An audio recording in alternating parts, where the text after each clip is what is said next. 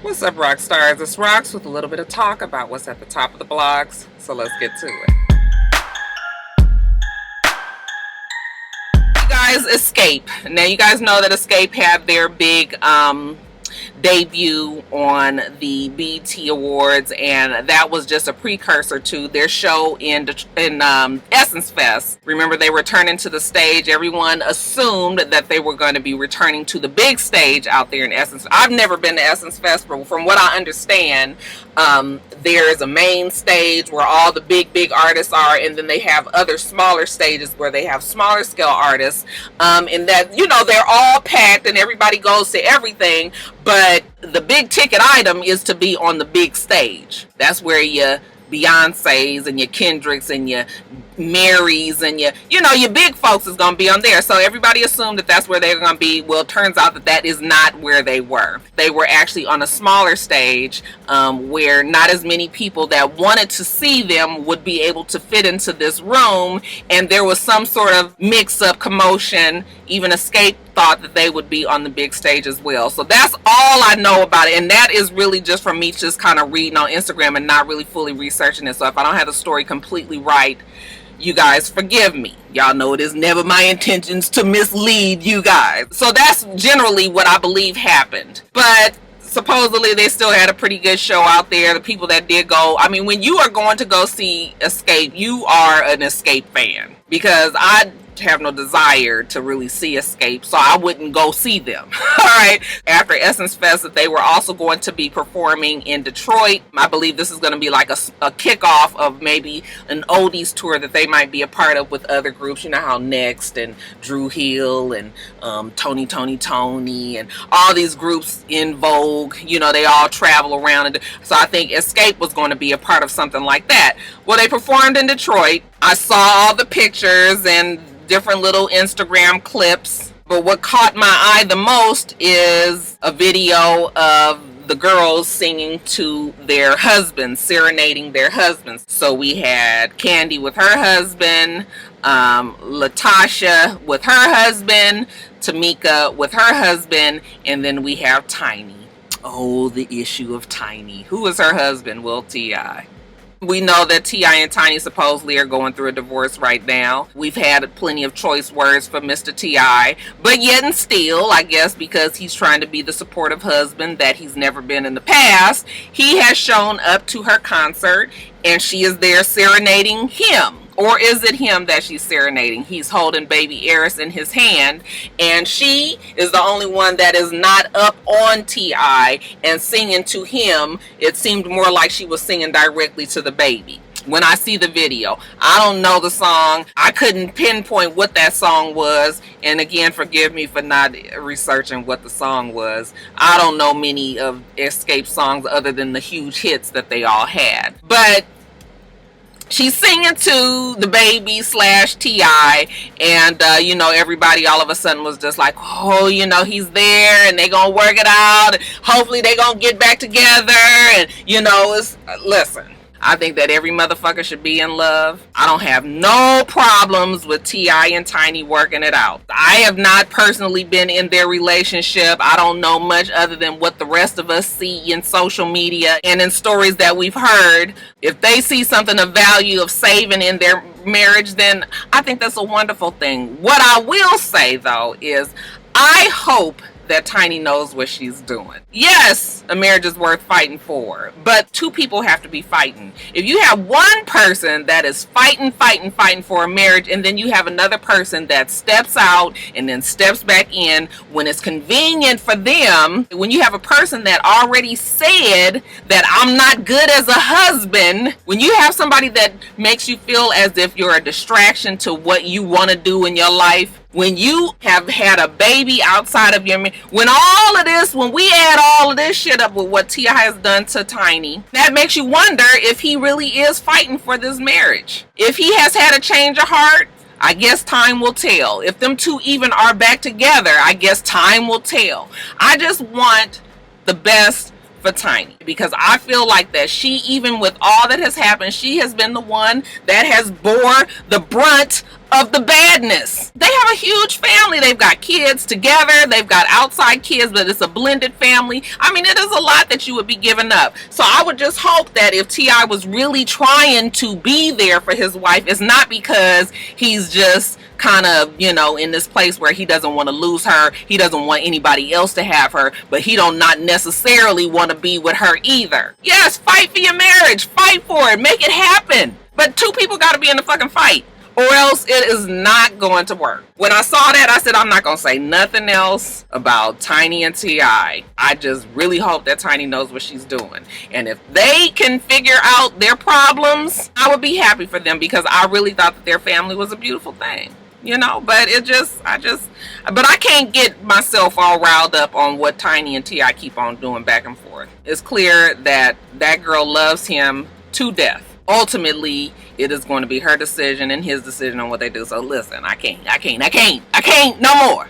Okay, that's it on T.I. and Tiny.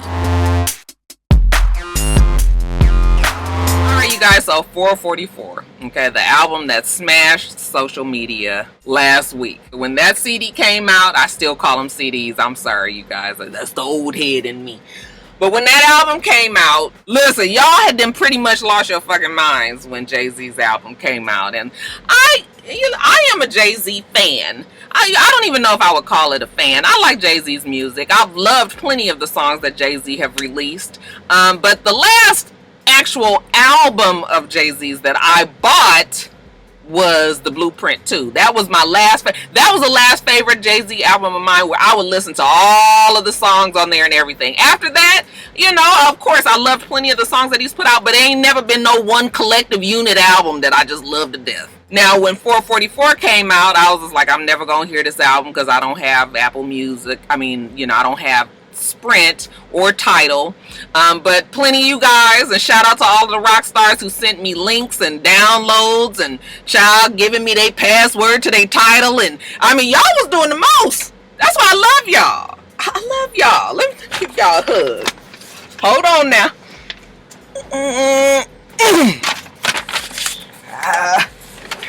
Never enough room.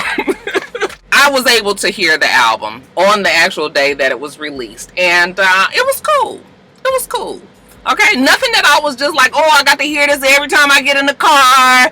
Okay, nothing that I was just like, oh, that is the bona fide jam. Okay, it was more like music that I would like to hear in the background when I'm just at home and I'm chilling and I want some music in the background. Okay, that's all that I got from the Jay-Z 444 album. It was cool. Shy, y'all was on that fucking social media just quoting shit that he said, shit that he didn't say. Okay, making up quotes, thinking of shit that rhymed and thought was cute and putting it. I mean, I was just like, y'all act like Jay-Z is telling y'all. Now, he is telling you some shit. Class definitely was in session.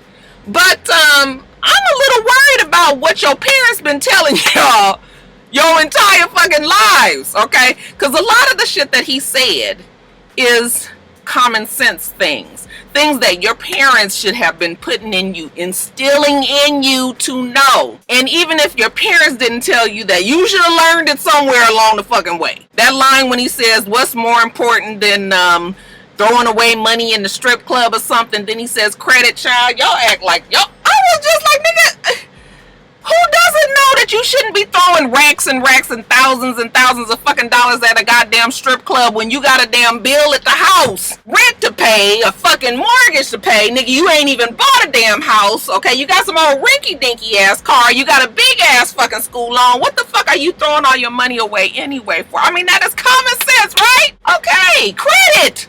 Keep your credit good. You can do many things with credit. Even when I was fucking up my credit, and trust me, I have fucked up my credit. It's been good and bad and good and bad and good and bad over the years. But I've always known that the key to being able to get things, let me tell you, when your credit is good, you can do all kind of things, and you ain't even got to have that much money. It's because they know that they can count on you to pay the shit back. Here's just an example of many of the things that he was saying that to me, I just felt like, wow, this is stuff that, I mean, I need to be worried about everybody else listening to his music. And maybe it is a good thing that he put this album out just so he can, this ain't even putting you up on game. This is just letting you guys know what it is to live life.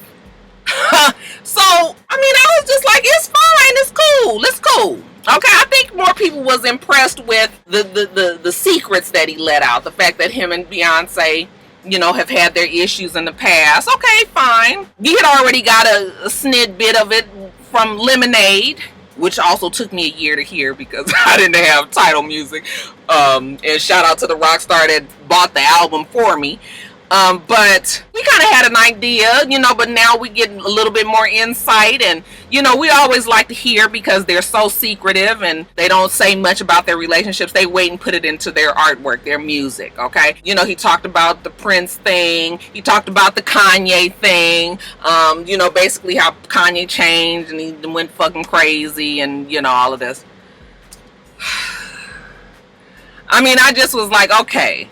Like, that's cool listening to what he said, the things that he's been through, you know, him giving us insight on it. But other than that, I was just like, I just don't understand what everybody is fixing to just have a fucking heart attack for. Many people had a lot to say about what he said. You know, Boosie said he's still gonna put the stacks up to his ear. He ain't gotta stop because Jay-Z said. I said, no, nigga, you need to stop because it's stupid. What the fuck does that mean? Okay, why are you doing that? We remember when Soulja Boy put the stack up to his ear. Remember that shit? It was 2 $100 bills on each side of the stack, and the rest was a whole bunch of white copy paper. So you sometimes you just flexing for no fucking reason. It ain't even true. We saw the little slick line that he said about Future. I don't follow the beefs and all of that shit, so I don't even know what Future said about Jay-Z in the past. What did he say? Something about Reasonable Doubt was his last good album or something like that. I don't know. Let me not even get to acting like I do. But Jay-Z put in the clever little line of saying in the future, see your son playing football with another man or something like that, when he was talking about how he almost fucked up his relationship with Beyonce.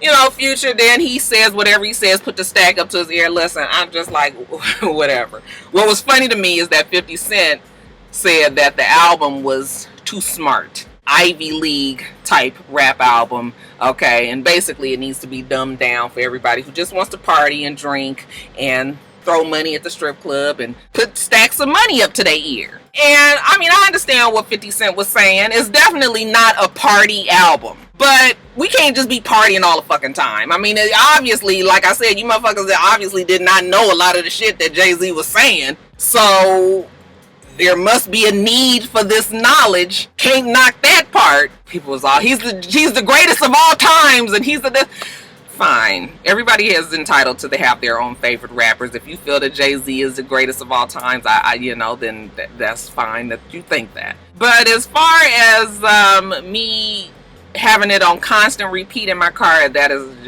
just not it for me. Okay, but it's cool, and when I hear it, I'm going to, you know, bop my head, and I'm gonna like hearing what I hear, and I'll enjoy it while it's playing. But you know, motherfucker ain't got to hear it again for a couple of weeks. I'm gonna be just fine. So congratulations are in order though to Jay-Z. The album is already platinum and hasn't even been out a week. The Recording Industry Association of America have announced that it has surpassed the 1 million mark. However, they tally up the numbers when streaming and everything. Basically, Tidal and Sprint had exclusivity to the album. Sprint had already bought all of these download codes to the album, which already put him over the million mark. So he was able to hit the platinum. I mean, Jay-Z is, what did he say? He's not a businessman. He is a businessman. Very smart to put an album out and automatically get considered, you know, platinum status just from the streams, just from selling your shit exclusively to a cell phone company. He did something like that also with Samsung. Remember with Samsung Galaxy when he did so? Jay-Z is very smart. And you can only admire the shit that Jay-Z and Puffy have been able to achieve in their lives. They are two men that I look at, because Bondi had posted something on her Instagram. And I am just very proud of all that they've been able to achieve, even with all the bullshit, especially that you hear about Puffy, that he's done in the past.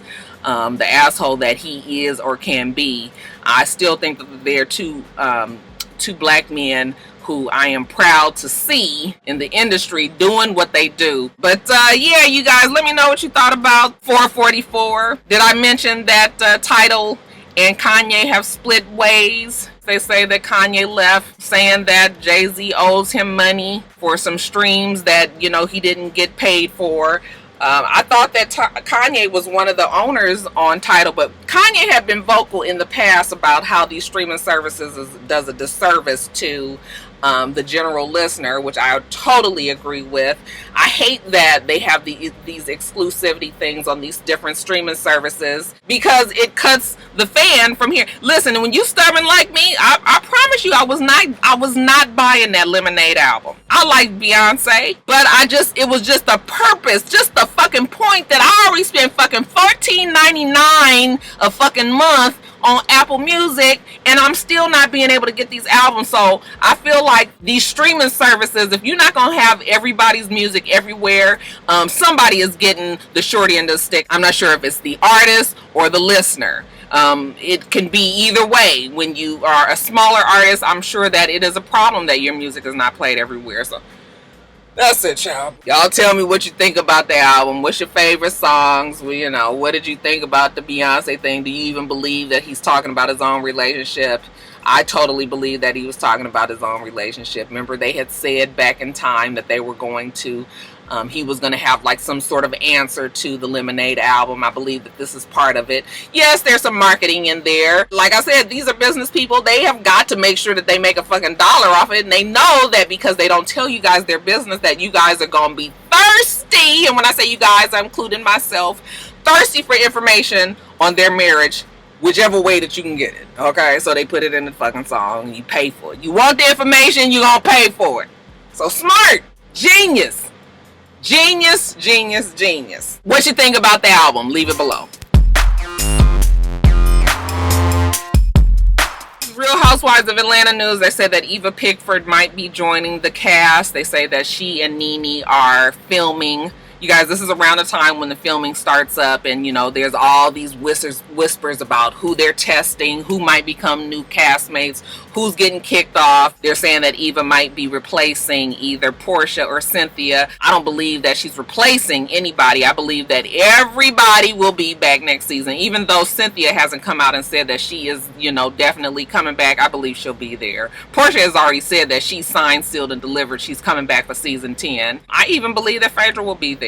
Might not be, you know, card carrying peach holding member, but I believe that we will see Phaedra's face more than once or twice on the show in season 10. But we'll see if Eva will be on there. I don't know much about Eva. I mean, you know, I watched her when she was on America's Next Top Model. How many fucking years ago was that? She's been slowly acting and trying to build her career, and you know, other than her having this baby with Kevin McCall and the dramatics that went on with them, she's been pretty much, you know, low on the radar. I mean, we all know who Eva is, and she's around all the time. So I mean, this will be a good look for her, I guess, because what else is she doing right now? They say that she is dating this guy that's running for mayor. What is his name? Michael T. Sterling. He's going to be running for mayor for Atlanta. He's replacing Kasim Reed, who will be ending his term as mayor. So, yeah, I see her as a good fit. They say she's filming with Nene, and we'll see. Now, there also are rumors that Kenya might be on the chopping block because Kenya's stuck in between a rock and a hard place, okay? She has gotten married. Supposedly, she has found real and true love. She doesn't want to jeopardize her marriage by bringing it on Real Housewives of Atlanta because her husband does not want to do that. He's low-key. He's not a celebrity. He's a former banker, I think they said. So she's got her husband and real love supposedly over here, and then she's got the show that's saying, listen, you cannot be on this show if you are not going to share every aspect of your life, meaning that you are married now, so that is a big part of your life. Okay, Kenya supposedly is maintaining that her contract doesn't say that she has to have a husband, but her contract probably says that because she came on the show without a husband. So there's no way that they could have said that she has it. So that seems like a loophole to me. Now they're saying that they're in discussions of trying to figure out, listen, if you don't bring your husband on here, then you are going to get put off of the show. I don't know if I believe that. Kenya is a big fucking draw for that show. If they put her off of this show, they are going to... Well, we don't even know, because we thought the same thing when Nene left, and they said when Nene left that the viewership did not decline, and actually I believe the viewership went up when Nene left. So I don't know if Kenya is a big enough draw to affect the numbers, but Kenya, people like to watch Kenya with all of her whatever she does, people like to watch her. So I don't know. I don't know if I see them getting rid of her like that, but we'll see, you guys. We will see.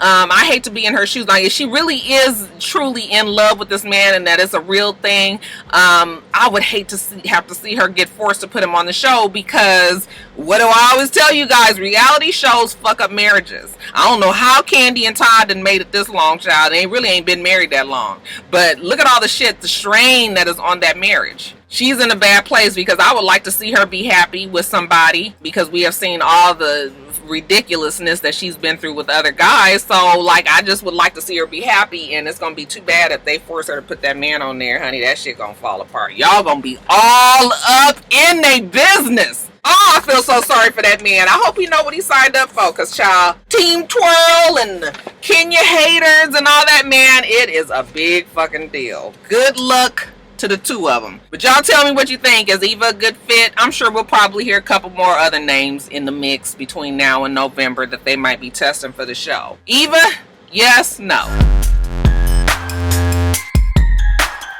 Alright, you guys, so Jasmine Shepherd, she is the first black valedictorian in the 110-year history of the Mississippi High School, Cleveland High School. The school had decided to let her be co-valedictorian with a white student, because nobody really knows exactly why. We are assuming that some racism played a part.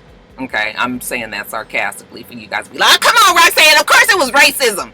I'm being sarcastic. They basically did not want this black girl to represent their school, who for 109 years prior, they've had a white valedictorian. Okay, now Jasmine Shepherd's mother, Sherry Shepherd, no relation to the former talk co-host, she is suing the Mississippi School District, the principal, and the superintendent. Okay, she says that Jasmine has been attacked on social media. People have been saying ugly things such as Black lives don't mean shit. So they are suing, saying that they've suffered pain and anguish, loss of opportunity, and definitely they are trying to get money. It's an unspecified amount. Okay, so perhaps they'll settle out of court. The school system is saying that they're going to motion that this whole case is thrown out, that it is a frivolous case. And when you listen to it on the surface, it does seem somewhat frivolous. But then when this story piggybacks on the bigger story of Cleveland, Mississippi School District just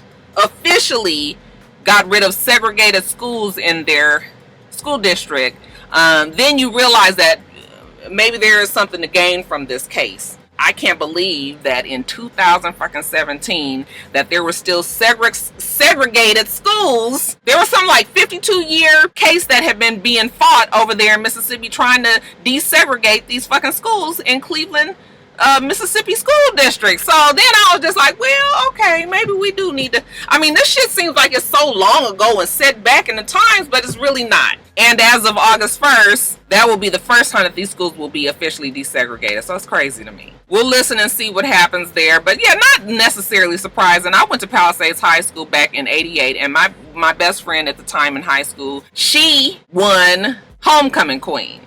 And even though our school was mixed, it was still a primarily white school in a very rich neighborhood. They ended up splitting her homecoming queen crown with another girl, a white girl. And we were all upset about it, but we just went on with the flow. But even back then, this is in 1988, she split her homecoming queen crown with a very popular white girl. And because they were both very pretty and very popular, you know, we just kind of went on ahead with it. But even back then, shit was happening like this. So I guess, I guess ain't really all that surprising. The most shit changes, the most shit stay the same.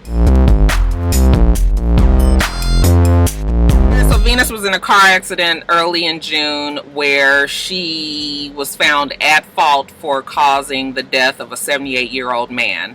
Basically, they say that in Florida, she was driving her 2010 Toyota Sequoia. See there, you guys? Just because you got money don't mean that you got to be spending it, child. 2010, a 7-year-old car, okay, that this top tennis player is driving. Anyway, I'm getting off track. She was driving. She went into an intersection and was gridlocked, okay, and was stuck in the intersection. The light turned red for her, and a person that was coming across the intersection, their light was green. They probably was already traveling at a fairly faster pace coming down the way and did not realize that her car was there, and they slammed into the side of her Toyota Sequoia. The wife of this man, his name was Jerome Benson. She was driving. She, got her bumps and bruises, but Jerome Benson himself, who was, like I said, a 78-year-old man, was taken to the hospital, and then he died 2 weeks later. So very sad, because nobody wants to know that they're responsible for killing somebody, especially when you had no malice and this was truly an accident, but you are still considered at fault. And I believe that is something that a person has to live with on their heart for a long, forever. And I can't imagine knowing that I'm responsible for the death of somebody. So our hearts go out to Venus, and also prayers up for the family of this Jerome Benson guy, because they lost somebody that they didn't expect to lose that day, I'm sure. People are wondering if she's going to get jail time. I don't believe she will. If she does get charged, they're saying that there's no plans to charge her now, but if they do end up charging her, it'll probably be a involuntary manslaughter charge, and that'll be that. But I don't even believe that they're going to do that. As of now, they're saying they have no plans to charge her. So, like I said, prayers up for everybody involved. Rest in peace to Mr. Jerome Benson. And then lastly, in Quickies, you guys, why y'all ain't bought TLC's album? I told y'all that was gonna be some bullshit. On top of them releasing this fucking album, they picked the absolutely worst day to release an album. The same day that Jay-Z 444 came out. Y'all act like I didn't even know. I didn't see no quotes for TLC's album or anything, okay? Somebody sent me a Instagram post saying that their album had released that day, and honey, I guess they was just like, fuck it, we gonna give it to everybody, okay? They just had the link on their bio on the Instagram page of TLC. So I went and listened to it, and yeah, bad. Just bad. Just shouldn't have did it. Should have left well enough alone, okay? That is a group that needs all the working, moving parts, meaning Left Eye Lopez, and if she can't be in it, then don't do it no more. Plus, ain't nobody checking for TLC like that. I know that there's plenty of TLC fans out there. I know y'all love them to death, okay? I know y'all gonna get in my comments and say, well, y'all know that album wasn't good. Now you know it, and it's bad for your last album, and there's supposed to be this whole big fanfare about it, for it to be one that sucked quite as bad as this. So I'm just like, listen, I done talked about it plenty of times. I guess y'all gonna get your little t-shirts and your pizza parties, your slumber party with T-bars and chili. But yeah, child, what you thought about the album? Did you listen? What did you think? Let me know. I'm real mad about this. They say that Gerard Carmichael has decided to leave the show, that they were in talks with NBC to renew for the 4th season, and that the talks broke down, and he just said that he's not going to do it anymore. He had a good time for the 3 seasons that he was there, but he's ready to move on to other things. I'm mad because, fuck, I just started watching the damn show, and now it's going, and I'm so mad that it took me so long. People were telling me how funny the show was, and I was not watching for whatever reason. I don't watch really anything on NBC, so I never saw the commercials or anything, but once I started to watch a show on Netflix, I was like, this show is fucking hilarious. Where have I been? Now they cutting the shit off. Ain't that like how it always goes? As soon as you like something, then there it goes. So Tiffany and what with the other black comedian guy and David Allen Greer and Loretta Devine. I mean, we won't be seeing them on our screens anymore after this season. I am really sad about that. Sure sad to see the show go. Oh my God, it's starting to rain.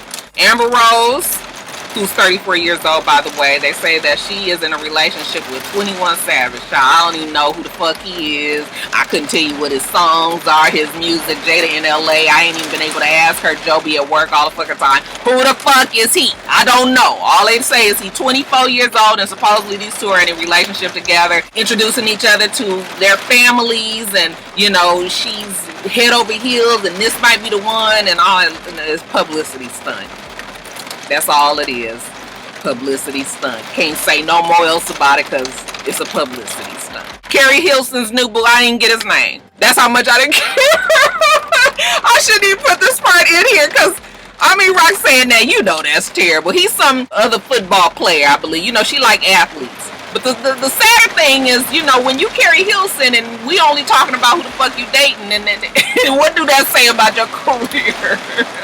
And then lastly, 2 Chainz with his trap house. I've been trying to get over to it, me and Joe. We're going to go over there one of these days and take a picture before they shut the shit down, because they say the businesses is pissed off over there, even though we having a good time with it as 2 Chainz fans. If I was a business over there, I wouldn't want no big-ass, pink-ass house that got trap house spray painted across the top that's attracting all these people over there either, all right? They had a pink car out there. They done towed away the car, but I saw a picture that Twister Weather had posted, and child, it was a stove out in the front. Like, what the fuck is going on?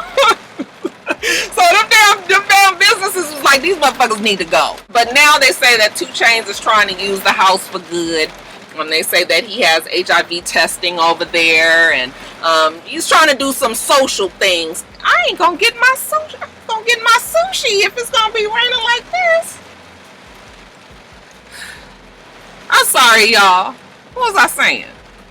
Yeah, they doing big things over there at the trap house. They say that he only has the place until the end of the summer or something like that. It was in promotion for his Girls Like Trap Music mixtape. Please somebody tell me what's the difference between a mixtape and an album. What is the difference? But anyway, he's trying to use it to relax some of the anxiety of the business owners and homeowners over there. It's only going to be for a couple of more months, and then it'll be shut down. But good for 2 Chainz for trying to make a difference in the community for the little time that he had the place. Let me get off here, you guys. It is fucking raining like crazy. We do this every single week, so make sure you rate, comment, and subscribe, and make sure you come back.